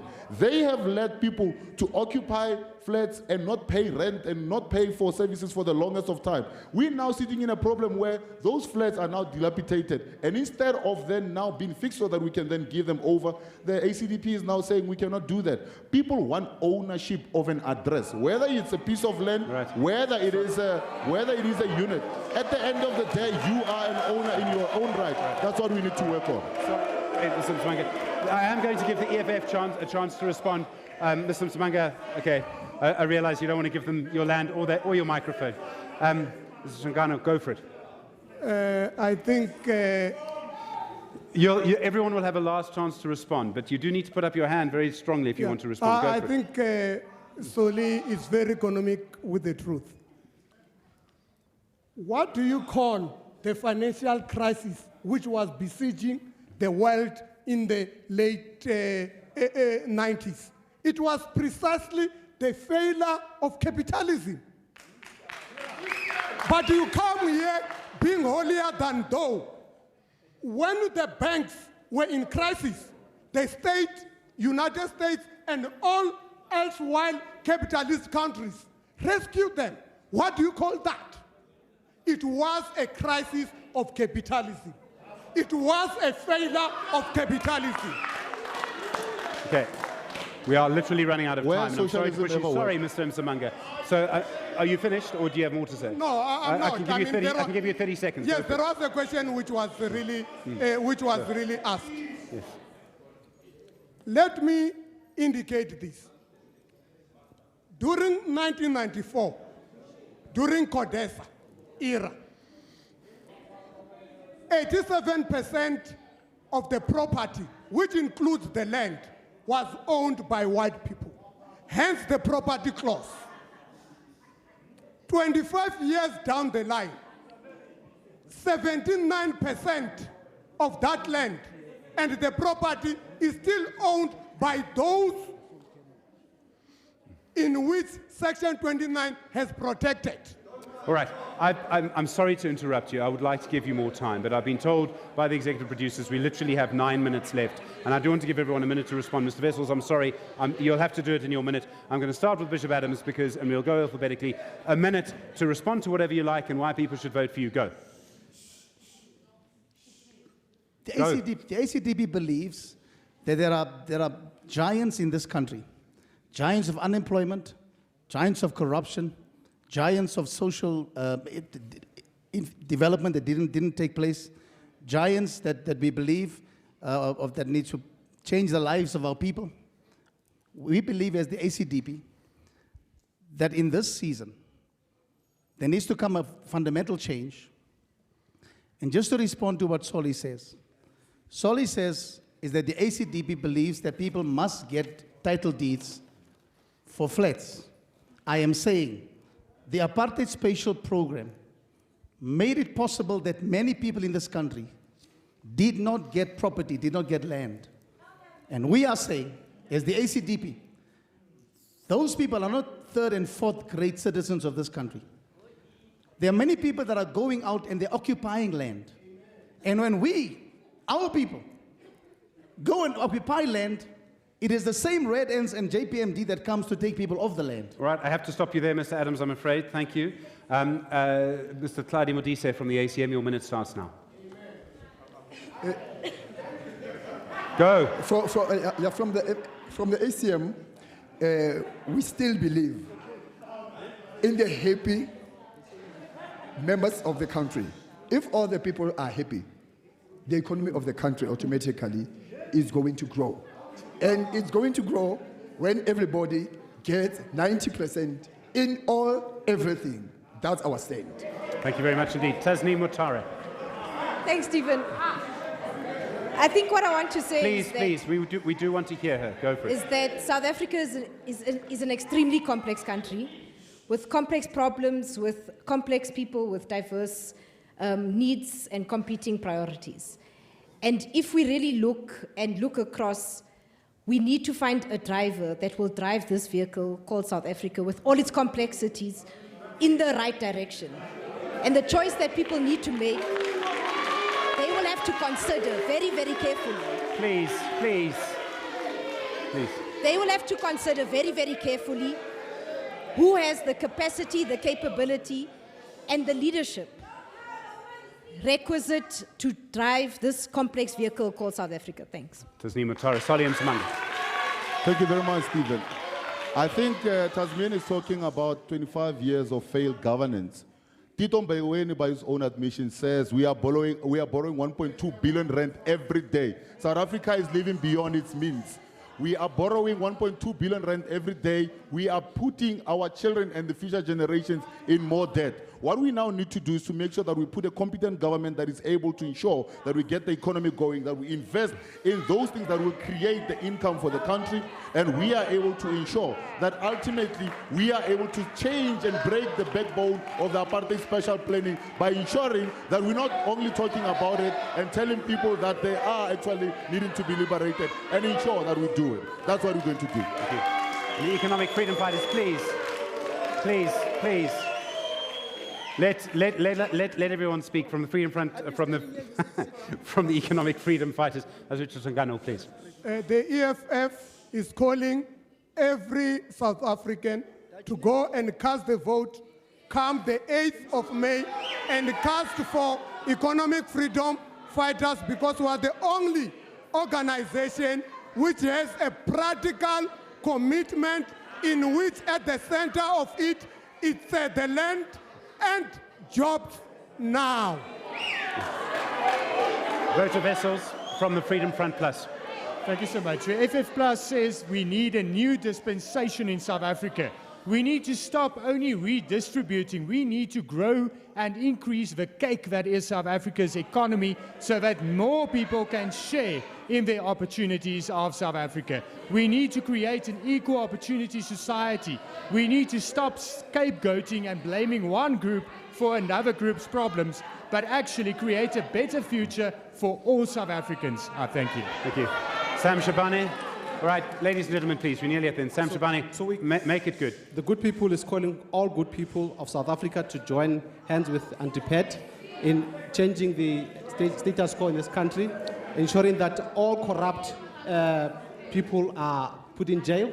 Number one, to ensure that we stimulate the economy through ensuring that small businesses and entrepreneurs are given opportunities to create jobs. Number three is that we're going to ensure that we deal with the issue of corruption, crime in this country. That's number three. And number four, we're also ensuring that we are going to create environment of education in this country where, education will become the key in each and every child, from basic education right up until to tertiary. So what we're also saying is that we're going to ensure that we develop we're going to ensure that we ensure that the policies that were created to provide land for this country to be given to people. So thank you. Bonge Nkosi Dlamini from the IFP, sir. The IFP is calling upon all South Africans to once more to once more trust the IFP in growing the economy that creates sustainable jobs, pragmatically so, to trust the IFP to create a safe and just environment for our country so that everybody is healthy, to trust the IFP for access to land, to trust the IFP for quality education, to trust the IFP for a social package which includes social welfare and health, to trust the IFP on sustainable human settlements, to trust the IFP on fighting gender inequality, and to trust the IFP on environmental issues. We are the only party that they can trust that does not recycle corrupt politicians, but we fire them, we don't recycle them. We respect voters, and we are asking South Africans to really trust the IFP because we are a trusted partner in the journey of rebuilding our country. Right. Ladies and gentlemen, we've literally got a minute left. Let's hear from the final person, please. Katlego Mabusela from the Capitalist Party, ZACP. But Wamdimo, simply put, when the theater of politics and promises is done, the real work is going to be up to you and I. We can sit here and we can wax lyrical about what we're going to do, but there's been 25 years, what has happened? There's been opposition, what have they done? You make your choice. All right, ladies and gentlemen, thank you very much indeed to everyone from our panel. And thank you very much indeed for coming. You will be able to go back and watch us on SABCnews.com. Thank you for watching. Back to our studio.